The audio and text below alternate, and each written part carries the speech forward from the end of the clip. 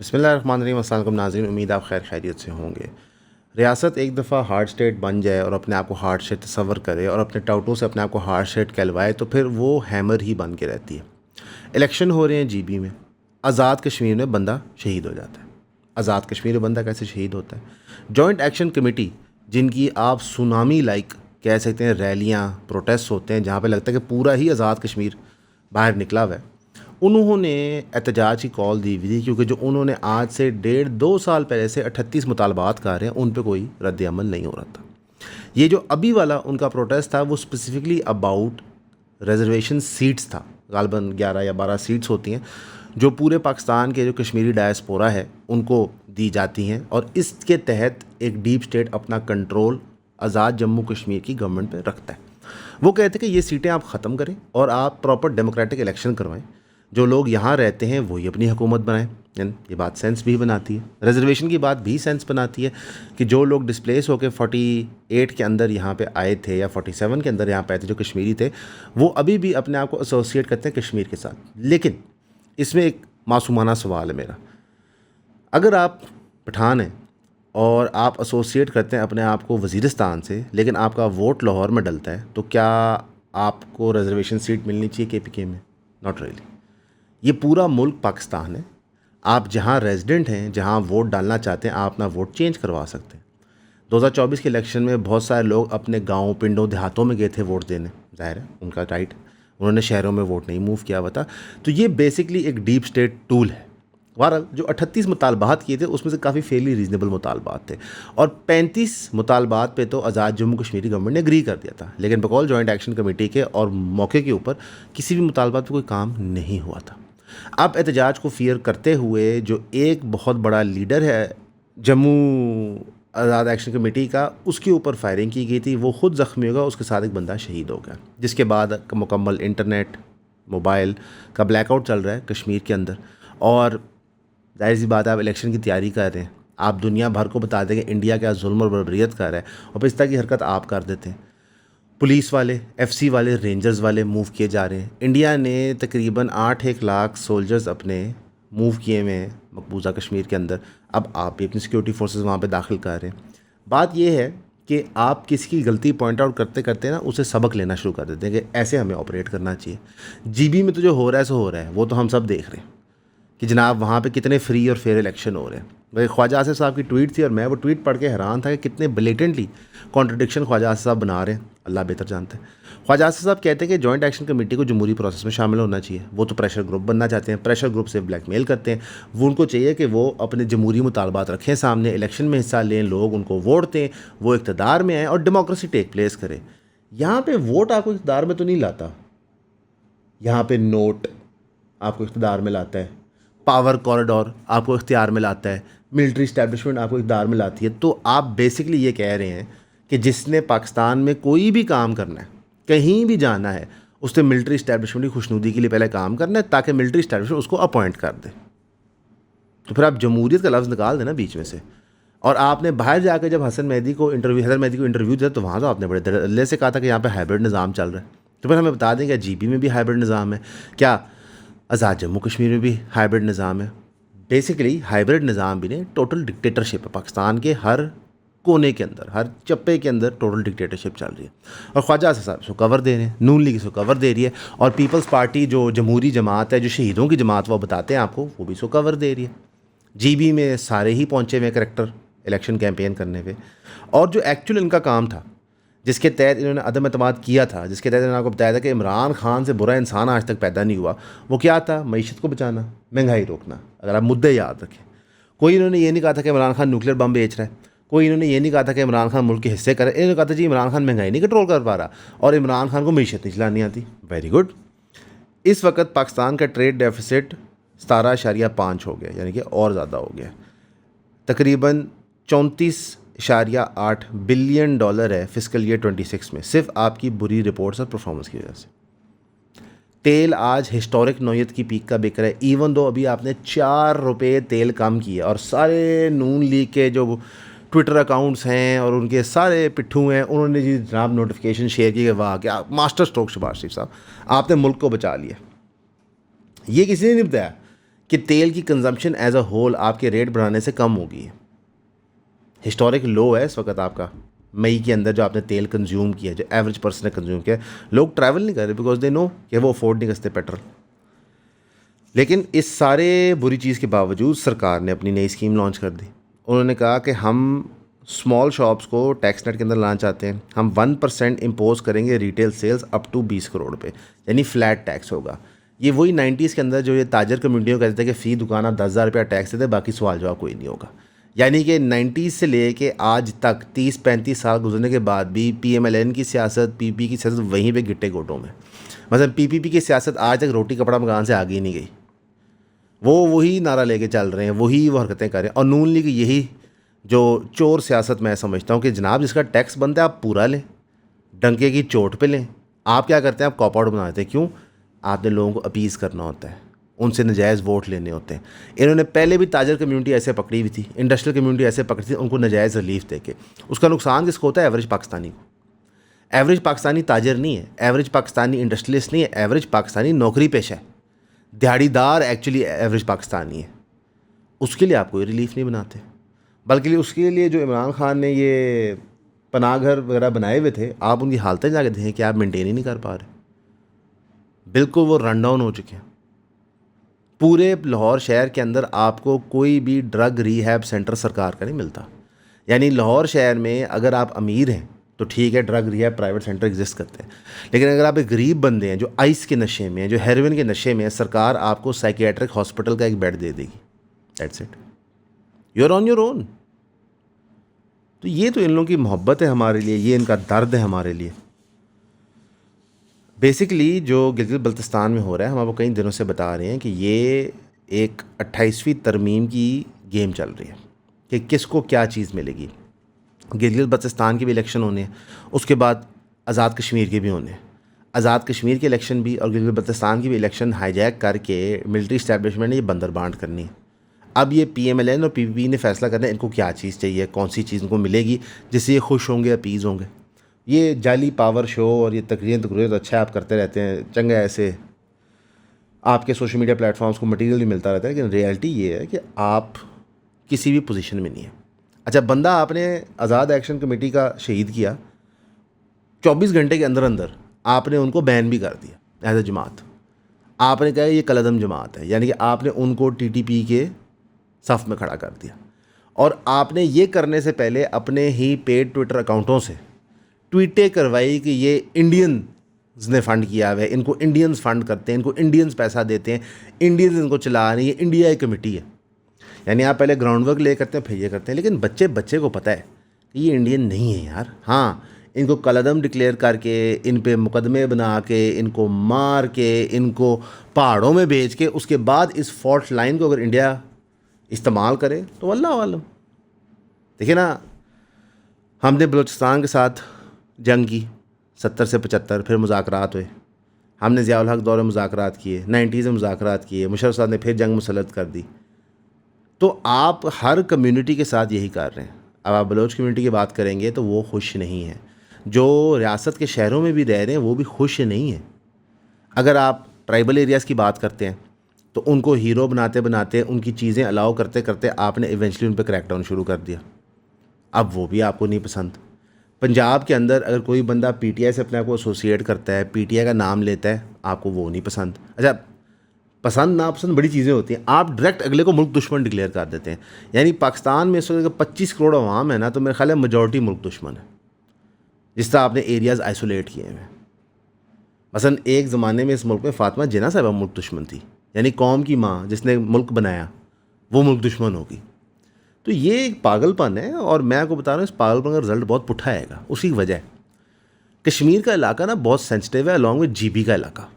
हम जब भी GB में इलेक्शन करवाते हैं या आज़ाद कश्मीर में इलेक्शन करवाते हैं तो इंडिया वहाँ से पूरा टिल का जोर लगाता है अपने सफारत खाने से, कोशिश करने के लिए, दुनिया को बताने के लिए पाकिस्तान ज़्यादती कर रहा है, एक डिस्प्यूटेड टेरेटरी में इलेक्शन करवा रहा है। हालांकि इंडिया खुद इलेक्शंस करवाता है मकबूजा कश्मीर में। वैसे मकबूजा कश्मीर, हमारा कश्मीर और GB के अंदर जो इलेक्शन होते हैं मैनेज होते हैं, मैनेज करके होते हैं, क्योंकि इन इलाकों के अंदर रियासत को हर वक्त ख़तरा होता है कि जब एहतजाजात ना हो जाएँ, प्रोटेस्ट ना हो जाए, क्योंकि ये एक डिस्प्यूटेड टेरेटरी की शक्ल में आ चुके हैं। तो यहाँ पे हर चीज़ मैनेज ही की जाती है। जॉर्ज ऑरवेल के नॉवल 1984 और क्रिश्चियन बेल की साईफाई एक्शन मूवी इक्विलिब्रियम के दरमियान क्या कॉमन है? इमीडिएटली देखते हैं तो लगता है कुछ भी नहीं, लेकिन जब गहराई में जाते हैं तो पता लगता है कि ये दोनों थीमेटिकली एक चीज के बारे में, वो है डिस्टोपियन गवर्नमेंट, जिसको बिग ब्रदर भी कहते हैं। जो बिग ब्रदर जो हमेशा देख रहा होता है आपको। बिग ब्रदर का चर्चा तो बहुत है आजकल पाकिस्तान के अंदर, लेकिन इस तरह के कॉम्प्लिकेटेड थीम्स को समझने के लिए हमने द क्लब बनाया है, जो कि पहले तो सिर्फ एक बुक क्लब हुआ करता था पिछले 1-1.5 साल के लिए, लेकिन अब हमने उसको एक यूनिवर्सल क्लब बना दिया है, इसके अंदर किताबें, popular films, documentaries, articles, published papers, इन सारों का मजमुआ बना के हम thematically month to month complex ideas को एक ग्रुप सेटिंग के अंदर एक कम्युनिटी के साथ समझने की कोशिश करते हैं। तो अगर आप ज्वाइन करना चाहते हैं eonpodcast.com पे जाएं और अपनी मेंबरशिप परचेज करें, ताकि हम जुमे के जुमे आपसे मुलाकात कर सकें। सी यू देयर इंशाल्लाह।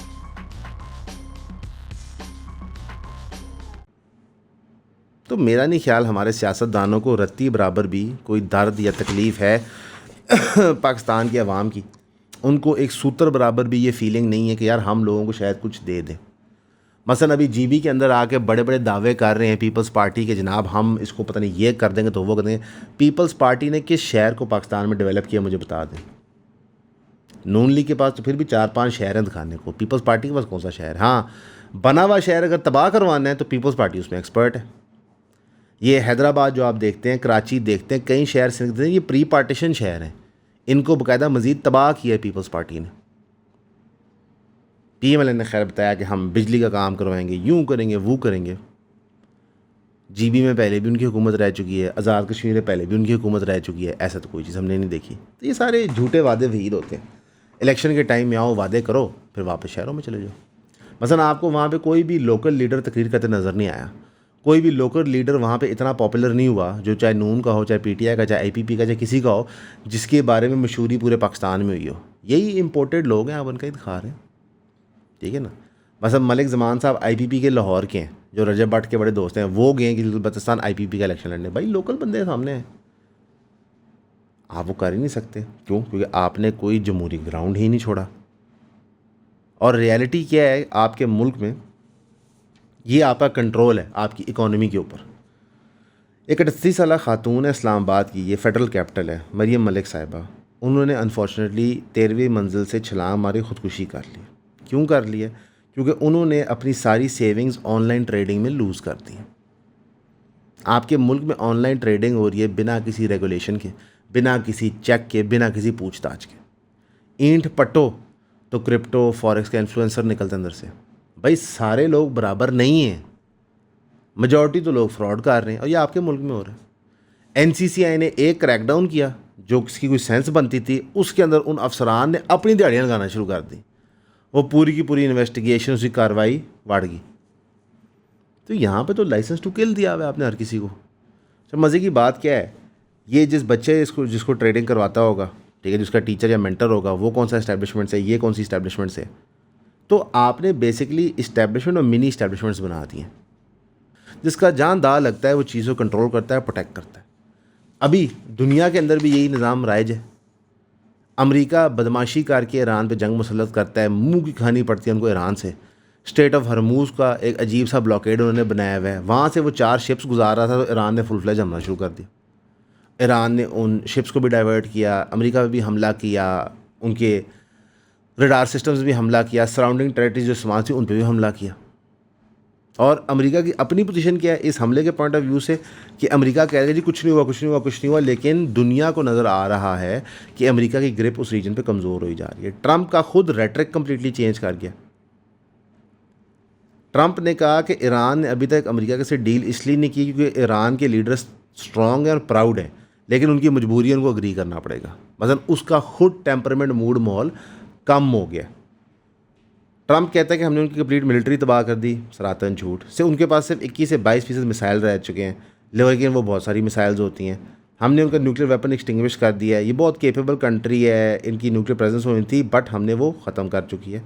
We are having great success in Iran. भाई बकवास, जितनी मर्जी बकवास करो। इजरायली इंटेलिजेंस ने बहरहाल ये भी चीज़ भांड फोड़ दिया कि जेडी वैंस था जिसने लीक किया था प्लान कि इसराइल कर्डिश फोर्सेस को इस्तेमाल करना चाहता था, उनको वेपन्स और पैसे देके वो हमला करें। और जेडी वैंस ने ये बात अपेरेंटली अर्दोगान को बताई, जिसने जाके ट्रंप को फ़ोन किया कि जनाब अगर हमारे बॉर्डर पे कर्ड्स को किसी ने मिलिटराइज़ किया, क्योंकि कर्ड्स का रीजन ऐसे बनता है कि वो टर्क साथ बॉर्डर्स करते हैं, मिलिटराइज़ किया तो फिर फुल फ्लैज वॉर है हमारी तरफ से, जिस पे फिर ट्रंप ने इस प्लान को वीटो किया। लेकिन ट्रंप ने ट्राई उसकी भी की थी। तो ये एक रियलिटी है जिसमें हम रह रहे हैं कि हर जगह एक इस्टेब्लिशमेंट ही ऑपरेट कर रही है।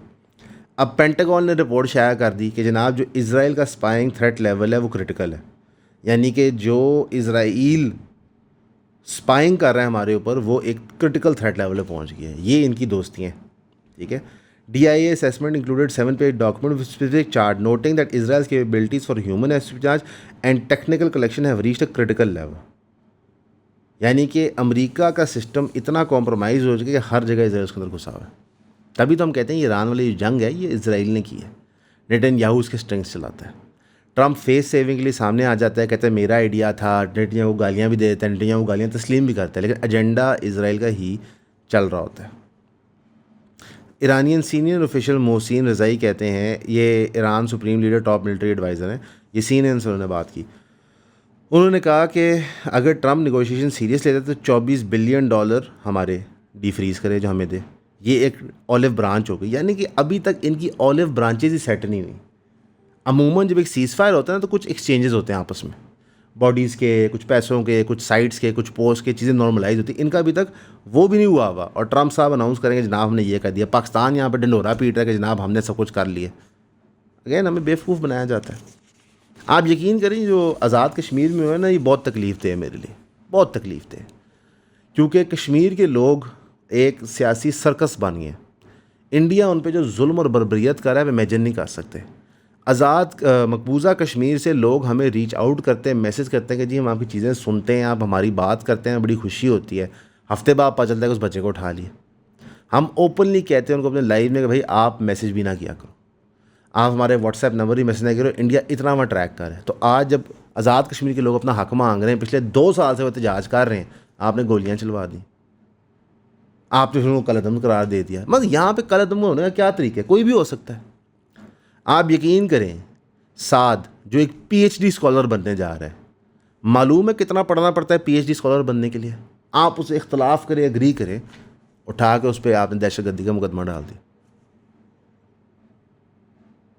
तो जिस दुनिया में हम रह रहे हैं, आपको अगर कोई कहे कि जनाब आपको अपने सेल्फ को प्रिजर्व करना चाहिए, तो वो बेवकूफ़ है। आज नहीं तो कल, कल नहीं तो परसों ये आपको नोच के निकाल लेंगे, चाहे वो इसराइल हो, चाहे वो अमेरिका हो, चाहे वो पाकिस्तान की रियासत हो। जब इनका ज़ाती इंटरेस्ट होगा तो ये ऐसी ऐसी जगहों से आपको उठाएंगे कि आप हैरान हो जाते हो। आज हमें नज़र आ रहा है, आपके जेल इस वक्त भरे हुए हैं PTI के प्रोटेस्टर्स से, उनके मुकदमात ही ख़त्म नहीं हो रहे। ईमान और हादी को सज़ा हो जाती है, तारीख नहीं लग पा रही। ये लॉयर्स हैं यार बेचारे, ठीक है। नून लीग के सियासतदान ओपनली कह रहे हैं कि जनाब देखें कैसे PTI की रैलियां फेल कर रही हैं GB के अंदर, उन्हें जाने तो दोगे तो वहाँ रैलियां चलेंगी ना। तो हमारे मुल्क का इंटरनली स्ट्रक्चरली कंप्लीट कलैप्स हो गया। हम वाइल्ड वाइल्ड वेस्ट बन चुके हैं, जिसकी लाठी उसकी भैंस। कोई भी ये छपड़ी इन्फ्लुएंसर उठता है, किसी को चपेड़े मारता है, किसी का नुकसान करता है, कोई मसला नहीं, क्योंकि जी पॉजिटिव इमेज मुल्क का प्रेजेंट कर रहे हैं। ये खाक पॉजिटिव इमेज है जहाँ पे लोग रह नहीं पा रहे, महंगाई पीक पे, लॉ एंड ऑर्डर की situation out of control, FDI इन्हीं के टेन्योर के अगर 3 साल उठाए ना तो आई बिलीव 80% से ज़ायद नीचे आ चुकी है। पुराने टेन्योर छोड़ दो, बिजली आपकी महंगी, इस वक्त पानी आपका बंद है। यहाँ पे DGS का एक डायलॉग वायरल हुआ था जहाँ पे उन्होंने कहा था कि मोदी तो हमारा पानी में थोड़ा सांस बंद कर देंगे। सर ये वो टाइम है, कीजिए, क्योंकि इस वक्त उन्होंने आपके वाटर वर्क्स पे चौखड़ लाया हुआ है जो कश्मीर के अंदर से आ रहे हैं। आपके रिवर्स या ड्राई होते हैं या फ्लड हो रहा होता है, थर्ड ऑप्शन हमें होती नहीं। वैसे भी जो करंट गवर्नमेंट है उसको एग्रीकल्चर काम तो पसंद ही नहीं है, वो तो जब भी आते हैं तो ज़रियात का नुकसान ही करके जाते हैं। लेकिन इस दफ़ा उनको इंडस्ट्री का काम भी पसंद नहीं है, इस दफ़ा प्रॉपर्टी के काम पर ज़्यादा फोकस कर रहे हैं। हमारी दुआ कीजिएगा, हम आपके लिए भी करेंगे। हमेशा की तरह आपका सुनने का शुक्रिया।